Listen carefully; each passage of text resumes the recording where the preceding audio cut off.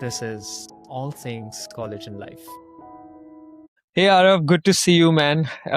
Nice to be talking to a current University of Charleston player. And as someone who's played there almost, I've graduated a decade ago now. It's exciting to be talking to someone who's in a very similar situation, and now you finished your first year. So thanks for joining on this. And I want to start with a very fun question, which is because I know there's barely any Indians at Charleston. So let's first start with where are your friends from? So, so actually, because of the way Charleston is, like, even as a city, you don't have many Indians in the city. You have a few, but not many. But on campus, at least, I have friends from mainly from South America. But I've met people from everywhere. I've met people from Cyprus, from Iceland. I've met most of my friends are from there. I've got friends from Brazil, Argentina, Like, Colombia, New Zealand.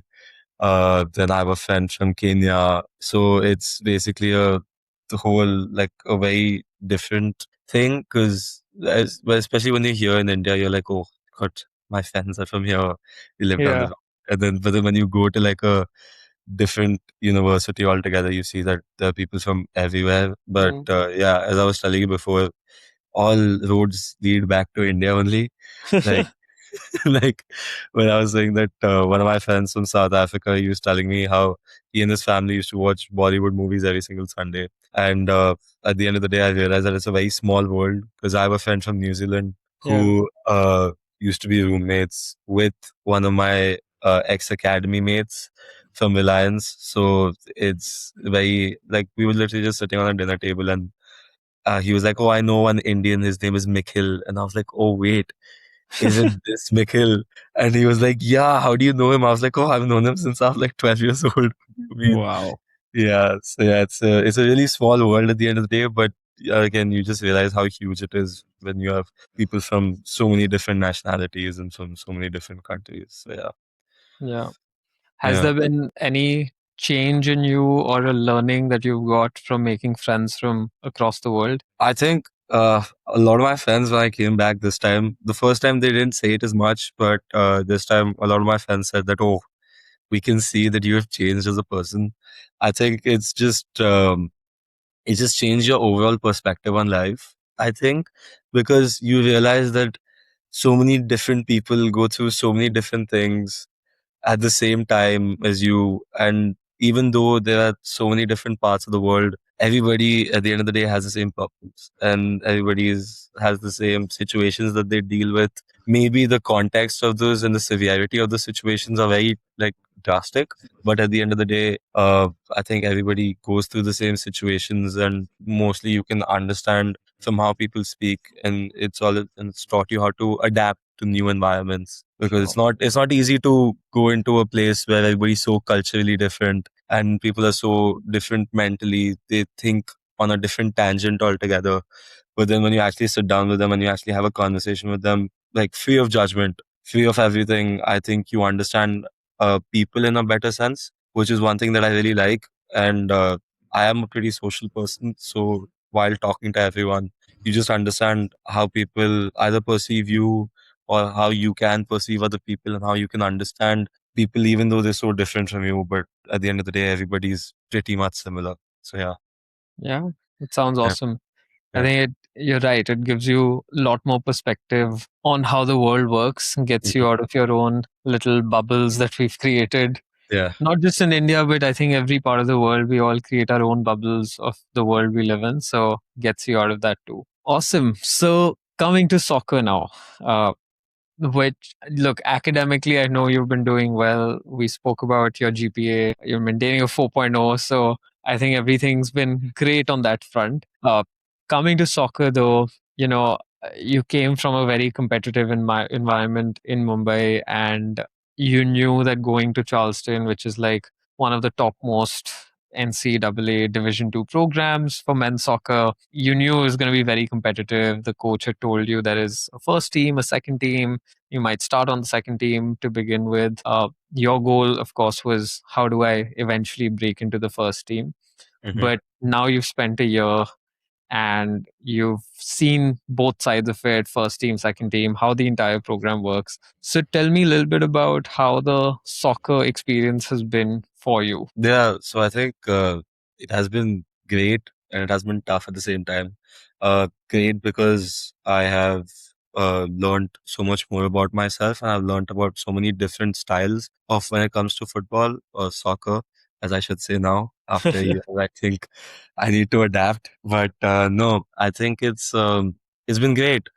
I've pushed myself. I've developed a lot as a player, and I've learned a lot, especially from senior guys, because in the D2 setup, uh, our captain was 29 years old. So he was in his last year of his masters and he was 29 and he is from Argentina. And even just sitting down and having a conversation with him, even if you're not, even when you're talking about football, he has a completely different perspective on it. And when you play with these senior guys, I think you really understand how they've actually reached the level that they've reached. Like the amount of calmness, the amount of composure that they have, the amount of seriousness that they have towards the sport. It's so I think it's been great in that front. I've trained really well. I think I've done really well from a personal standpoint. I was very happy with my first year, but it's been very tough because as we were talking about it before, it's a cycle. It's a cycle that never ends, and especially when you're trying to break into the first team where there are already people who have cemented their place for years Hmm. coming in as a first year and obviously as a true freshman who's 18 years old. I was one of the youngest guys on the team. And then when you try to break through to that, it's a daily, I feel like it's a daily thing where you wake up, you go train, and you have to be hungry to be there. Like one of our Yeah. coaches over there say that it's easier to keep us to stay in a spot rather than getting there. Getting Hmm. there is the toughest part. Staying there because you already cemented yourself is much more easier, Yeah. because when you're getting there, you can't have a single day off. Like if you have a day off, somebody else is going to take your place and they're just going to step over you, and you're not even going to realize what happened. Like at the end of the day, it's very competitive. It's very die hard. You have to keep going at it every single day, even on days where you don't feel like, oh, today's not the day, I can't train. You have to keep going because it's the same thing. It's a daily cycle, and at the end of the day, you Yeah. might be exhausted. After years and years of trying, you might get exhausted. But as long as you have that love for the sport and as long as you're willing to put that effort in, I think it becomes a little bit easier when you accept the fact that I am in this position and I want to get out of this position, so I'm going to do everything I can to get out of that position. So yeah, so I think that's the tough part, but overall I think it's been a really good experience, and I've got 3 more years to play, and I think Yeah. it's going to be a roller coaster, but it's going to be really fun. Awesome. You said something really interesting about getting there is harder, and everything that you've shared, like I resonate with it because similar journey. Mhm. And couple of things I'm just thinking.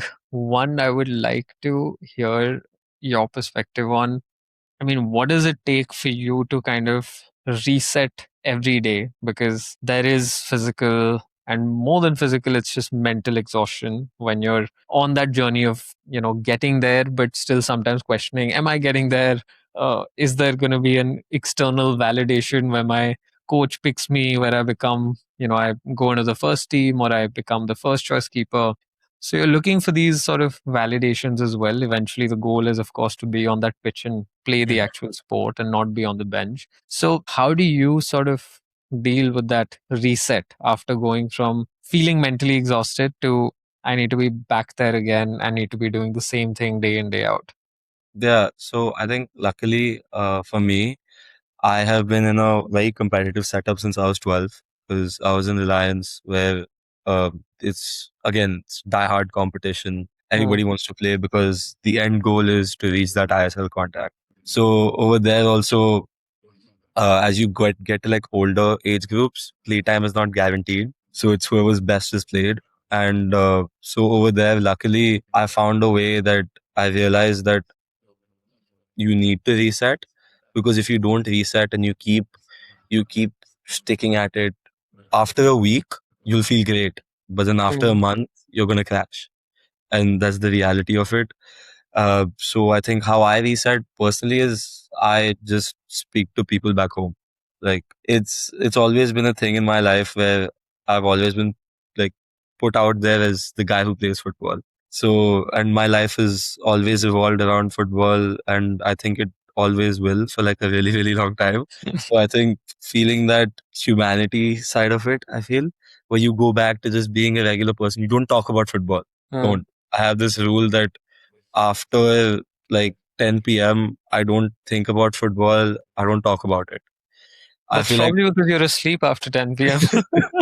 well, considering the assignments, maybe a bit later, but at least after like 10, even my teammates know that I'm not going to speak to them about football because I'm just not Nice. going to answer. I try my best to disassociate myself from that side of it because I know at the end of the day, this is the thing I have to keep on doing more. And I love the sport and I don't want to burn out from it. And Yeah. it's one way I protect myself from not burning out. So that's how, and I just speak to my friends back home. I speak to my parents, and I don't even want to talk about training. I don't even want to talk about anything. I just want to talk about how the day was, what did I learn in class, what did I do in school, what did I Yeah. do just outside of it, who did I speak to, what did I speak to them about.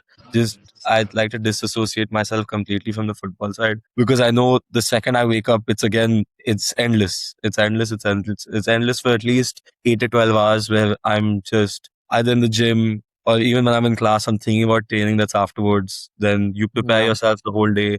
And then at the end, I think just deloading is the best thing. At least for me, it is where I'm just able to calm myself down. I'm just able to listen to some music, do something that I like. Maybe that's like watching a show or anything. So just completely like calm myself down, calm the nerves, and then just get a good night's sleep.